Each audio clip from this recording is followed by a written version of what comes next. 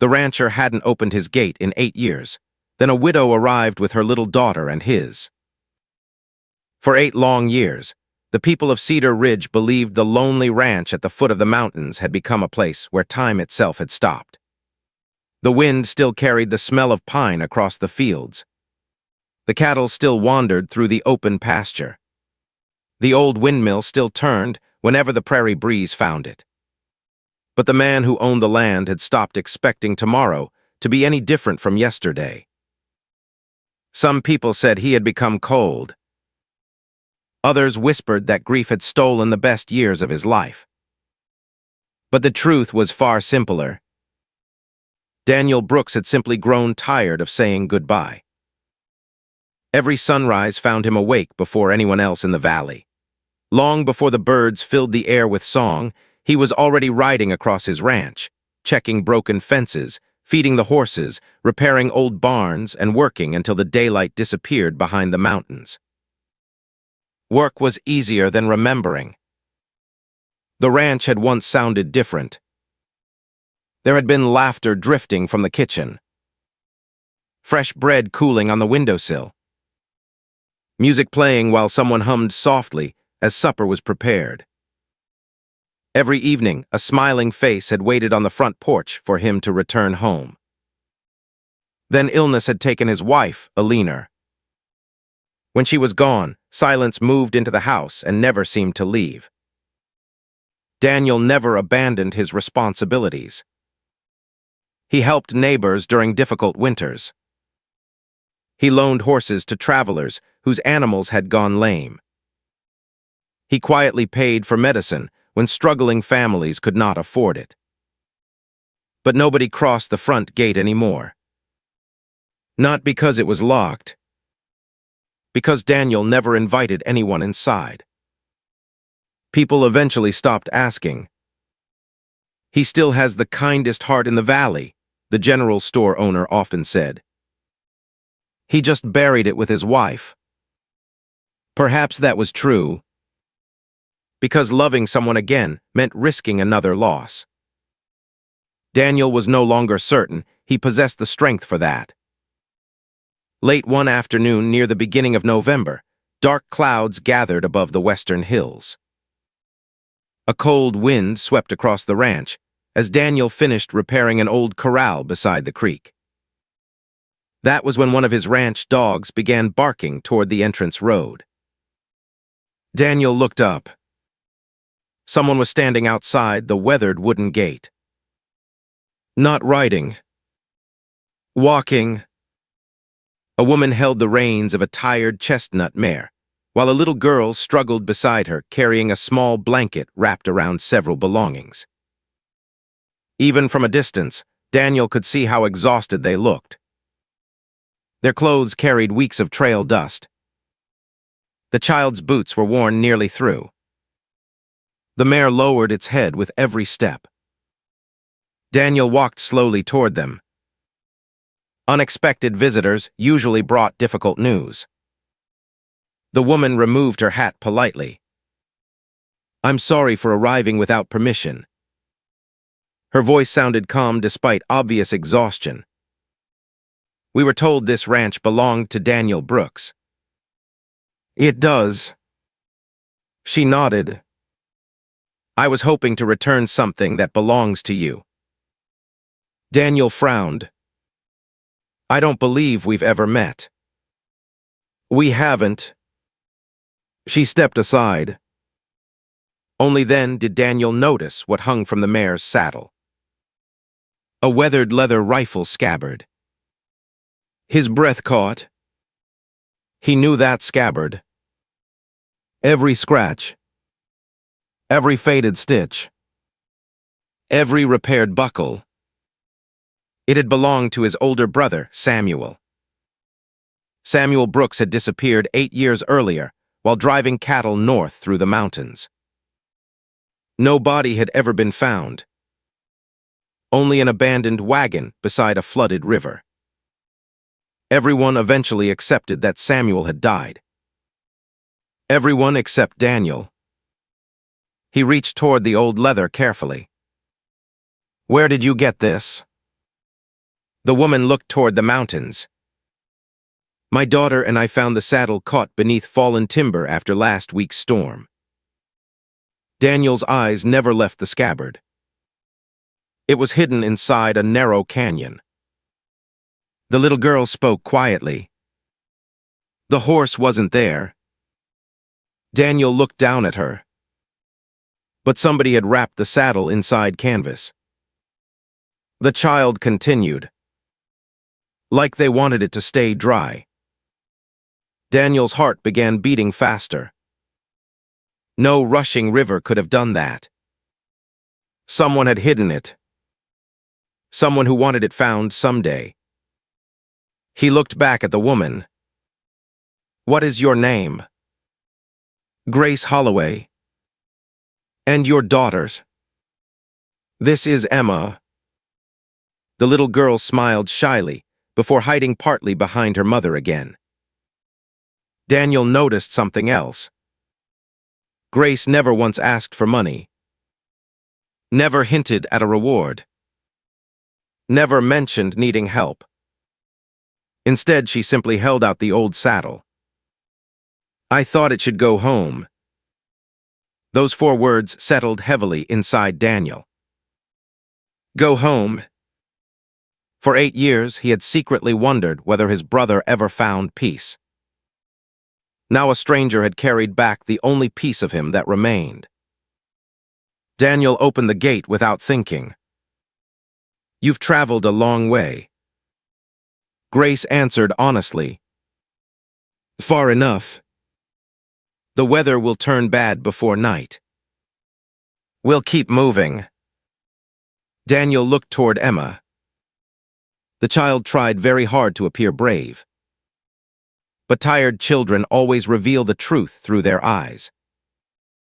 He remembered another winter many years ago when his own niece had looked exactly the same after traveling through snow. He stepped aside. At least come inside until the storm passes. Grace hesitated. We don't wish to trouble anyone. You aren't. She looked uncertain. Daniel surprised himself. I've already spent too many years eating supper alone. Grace studied him for several quiet seconds before giving a small nod. Thank you. That evening the farmhouse felt strangely unfamiliar. Emma stared with wide eyes at everything. The large stone fireplace. The polished wooden table. The old piano sitting quietly against the far wall beneath a layer of dust. Daniel noticed her looking. It hasn't been played for years. Emma walked closer. My grandmother used to play one. Daniel almost smiled. Did she? The little girl nodded. She said houses become lonely when music leaves. Grace quickly apologized. Emma speaks whatever comes into her mind. It's all right. Daniel looked toward the silent piano. Children often notice truths adults ignored. During supper, Emma thanked him for every bite of food. Grace apologized twice for accepting his hospitality. Daniel found himself speaking more during that single meal than he had during the previous month.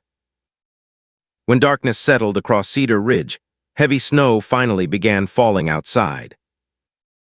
The storm was stronger than anyone expected. Travel became impossible. You'll have to stay until morning, Daniel said. Grace looked toward the window. I suppose we don't have much choice. You don't. For reasons Daniel couldn't explain, he did not mind. The following morning, the ranch looked completely different beneath fresh snow. Emma ran outside laughing as she watched horses breathing clouds into the cold air. One old gray gelding slowly walked toward her. Instead of pulling away, he gently lowered his head. Daniel stopped in surprise. That's Old Buck. Grace looked over. Is something wrong? He hasn't trusted strangers since my brother disappeared. Emma carefully scratched behind the horse's ear. Old Buck closed his eyes peacefully. Daniel had not seen the old horse behave like that in years. Almost as though he recognized something. Or someone. Later that afternoon, while Grace helped prepare lunch, Daniel carried Samuel's old saddle into the barn for a closer look. Years of dust covered the leather. Most people would have seen nothing unusual.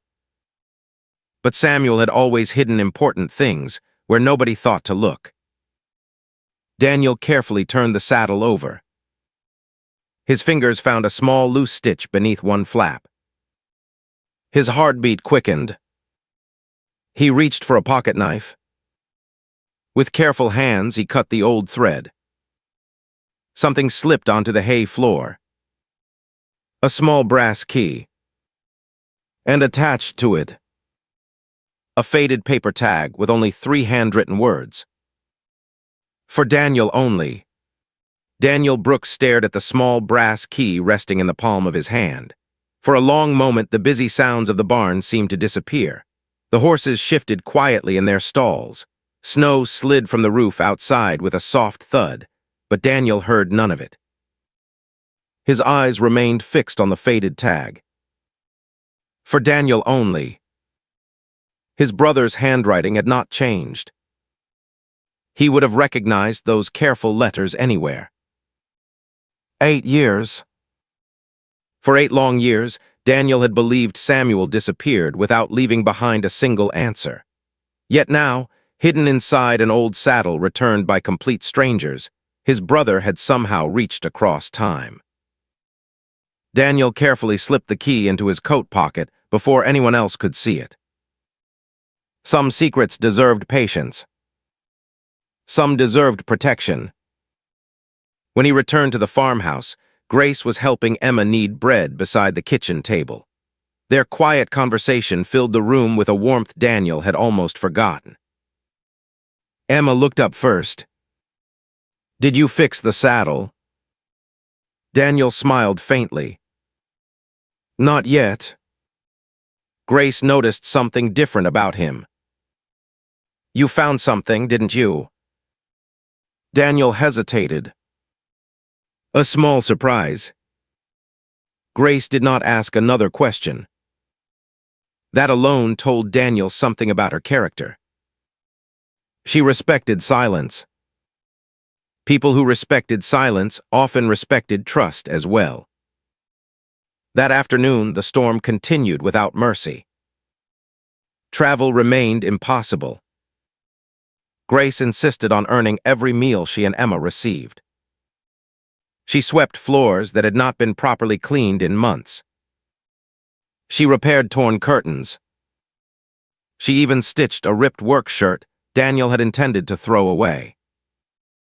When Daniel thanked her, she answered simply, "My father always said a roof should never carry more weight than the people living beneath it." Daniel quietly nodded.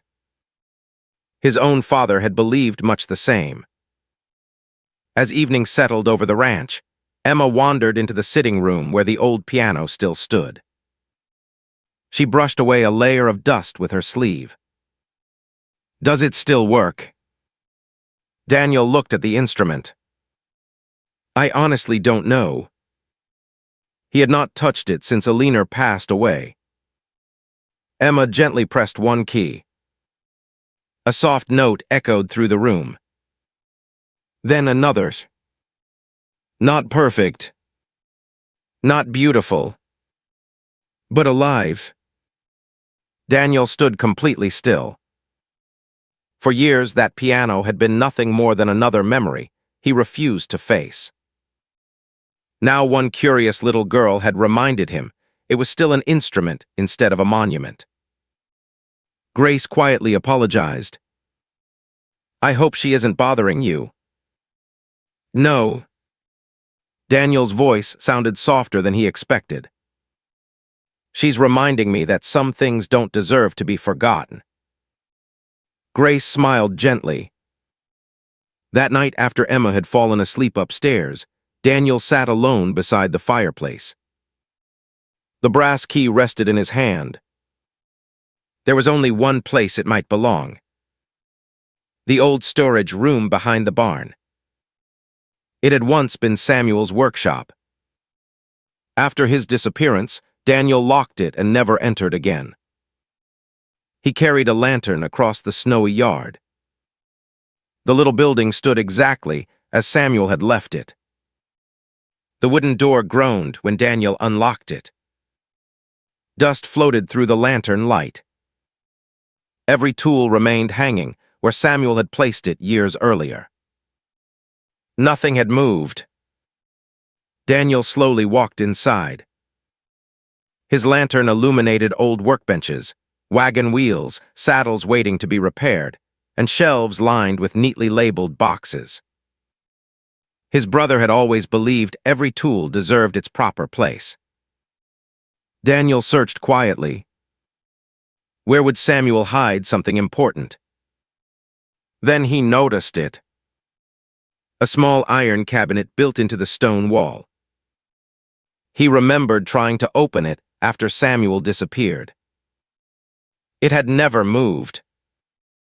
Now Daniel carefully inserted the brass key. For a second, nothing happened. Then, click. The lock released. Inside rested only three things: a folded map, a leather-bound notebook, and a small tin box. Daniel picked up the notebook first. The first page carried Samuel's handwriting. "If you're reading this, then someone honest finally brought my saddle home." Daniel felt his throat tighten. He continued reading. Samuel explained that months before he disappeared, he had uncovered a scheme involving land deeds throughout Cedar Ridge Valley. Several wealthy investors had been quietly changing property records. Families who believed they legally owned their ranches were unknowingly signing papers that would eventually force them off their land. Samuel had collected evidence. He planned to deliver everything to the territorial judge. But someone discovered what he knew. Daniel's hands trembled. He turned another page. One sentence stood alone: "Never trust Nathan Crowley." Daniel froze. Nathan Crowley, one of the richest cattle buyers in 3 counties. Respected, powerful, generous in public, feared in private. Daniel had done business with him for years. Not often, but enough. He opened the small tin box. Inside lay several folded land deeds bearing official seals, along with one silver pocket watch. Daniel immediately recognized it. It belonged to Samuel. The watch had stopped at exactly 4:17. Daniel carefully closed his eyes. For the first time in 8 years, grief no longer felt empty. It felt purposeful. Someone had taken his brother. Someone had hidden the truth. And Samuel had trusted Daniel to finish what he started. The following morning, Daniel shared only part of the discovery with Grace. He placed the folded map on the kitchen table. "I found this inside Samuel's workshop." Grace studied it carefully. The map contained several locations marked with small red circles.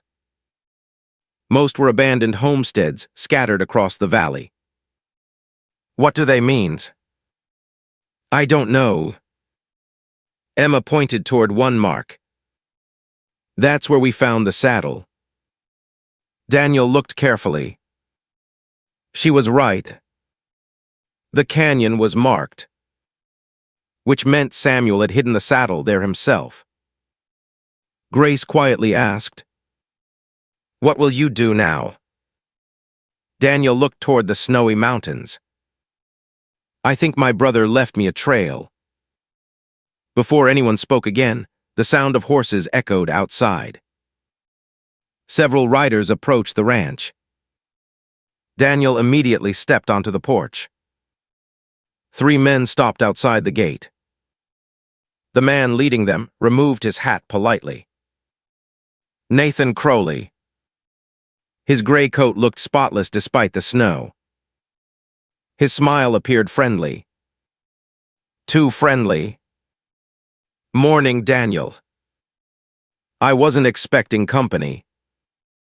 Nathan glanced toward the barn. I heard strangers spent the night here. Daniel noticed Grace standing quietly inside the doorway. Nathan's eyes briefly rested on her before returning to Daniel. I've also heard Samuel's old saddle was found. Daniel kept his face calm. News travels quickly. Nathan chuckled. Small valleys have large ears. Daniel folded his arms. What brings you here? Nathan smiled again. I've been buying land throughout the valley. I know. I'd like to purchase your ranch. Daniel answered without hesitation. It isn't for sale. Nathan expected that answer. I thought perhaps your mind had changed. It hasn't. Nathan looked toward the house one final time. If you discover anything unusual among Samuel's belongings. He paused. I'd appreciate knowing.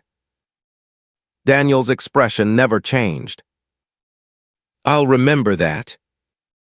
Nathan tipped his hat politely before turning his horse. The riders disappeared into the falling snow. Grace walked onto the porch. You didn't tell him. Daniel slowly shook his head. No. Do you trust him? Daniel looked toward the distant road. For years I did. He reached into his coat and touched Samuel's notebook. But now. His voice became quieter. I'm beginning to wonder whether my brother disappeared because he trusted the wrong man. Grace looked toward the white valley stretching beneath the mountains. Neither of them noticed Emma standing just inside the doorway. The little girl held something in her hands. It was the silver pocket watch Daniel had unknowingly left on the kitchen table. Emma stared at the engraving on its back. Tiny letters surrounded the Brooks family crest. Then she whispered something so softly that only she heard it. My daddy had this same mark on an old letter. Daniel turned. What did you say, Emma? The little girl looked up, confused. My father kept a letter with that same symbol. Grace's face suddenly lost its color. She stared at the pocket watch. Then at Daniel. Because she suddenly remembered something buried deep inside the wooden trunk she had carried ever since her husband died. A sealed envelope. One she had never thought mattered. Until now. The farmhouse remained quiet after Emma's words. Grace stood motionless, her eyes fixed on the silver pocket watch resting in the little girl's hands. My husband did have a letter with that same mark, she said at last. I packed it away after he died. I never even opened it because I thought it belonged to his work. Daniel looked at her carefully. Where is it now? Grace took a slow breath. In my trunk. She hurried upstairs and returned a few minutes later carrying a small bundle wrapped in an old cloth. Inside was a yellowed envelope sealed with dark red wax. Pressed into the wax was the same Brooks family crest engraved on Samuel's pocket watch.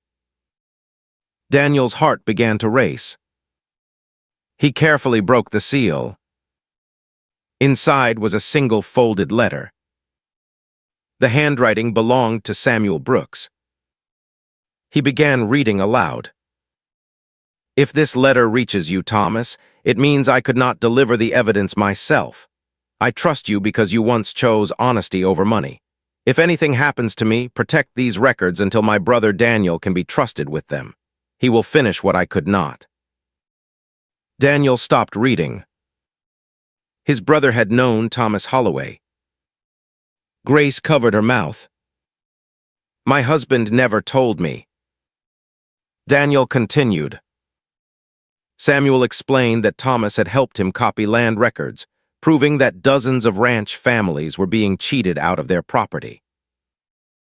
The original papers had been hidden in a place no one would think to search. At the bottom of the page, Samuel had written one final sentence. The truth rests beneath the old bell at Cedar Ridge Chapel. Daniel looked up. The chapel? Grace nodded. It has been abandoned for years. Without wasting another moment, Daniel saddled 2 horses. By late afternoon, they reached the weathered chapel standing alone on a small hill overlooking the valley. The wooden building leaned with age. Its windows were cracked. The bell tower still stood against the gray winter sky. Inside, everything was covered in dust. Daniel remembered attending services there as a young boy beside his parents and Samuel. He slowly walked toward the old brass bell hanging near the entrance. Beneath it rested a large flat stone. Together he and Grace pushed the stone aside. Hidden underneath was a small iron box. The lock had long since rusted away. Daniel lifted the lid. Inside lay dozens of official land deeds, payment records, signed witness statements, and a ledger filled with names. Everything Samuel had described. Grace whispered quietly, "He really did protect them." Daniel nodded. He knew someone would come looking. Before they could leave, the sound of horses echoed outside. Daniel looked through the broken window. Nathan Crowley stood at the chapel entrance with 4 riders behind him. Nathan sighed. "I was hoping you wouldn't find that box." Daniel stepped forward. "My brother died protecting these people." Nathan's expression remained calm. "I never wanted Samuel hurt. But it happened." Nathan lowered his eyes. "There were men above me, wealthy investors from the railroad. They wanted the land. Samuel refused to stay quiet." Grace held the iron box tightly. Nathan looked at her. "Hand me the records." "No. They'll only bring more trouble." Daniel answered firmly. "They'll bring justice." Nathan glanced at his riders. For a long moment nobody moved. Then something unexpected happened. One of Nathan's own men slowly removed his hat. "I've seen enough," the rider said quietly. "My father lost his ranch because of those papers." Another rider nodded. "So did mine." One by one, the men stepped away from Nathan. He looked around in disbelief. The confidence he had carried for years disappeared. Daniel realized something important. Fear only survives while good people stay silent. The moment they begin speaking, fear loses its power. Nathan quietly lowered his head. "It's over, isn't it?" Daniel looked at him. "It should have ended 8 years ago."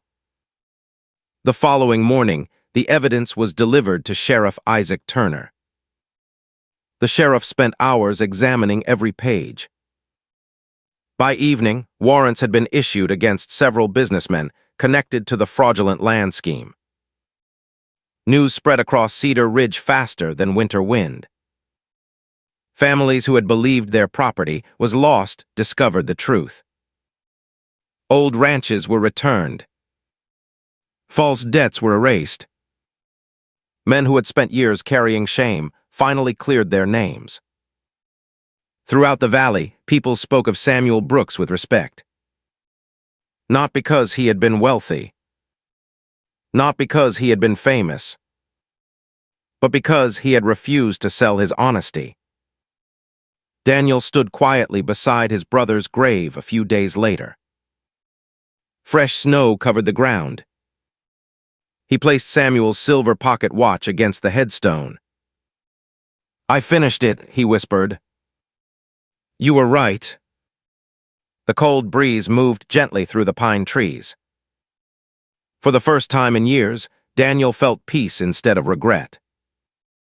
When he returned to the ranch, he found Emma building a small snowman beside the barn. Old Buck stood nearby watching her, as though he had known her forever. Grace smiled as Daniel approached. "The workers have been asking if they should prepare the south field for spring." Daniel looked across the ranch. The place no longer felt empty. Smoke rose from the chimney. Laughter drifted across the yard. Boot prints covered the fresh snow, where only loneliness had lived before. "I think we should," Daniel answered. Spring arrived slowly. The hills turned green once again. Wildflowers covered the meadows. Neighbors began stopping by more often. Some came to thank Daniel. Others came simply because the old ranch no longer felt closed to the world.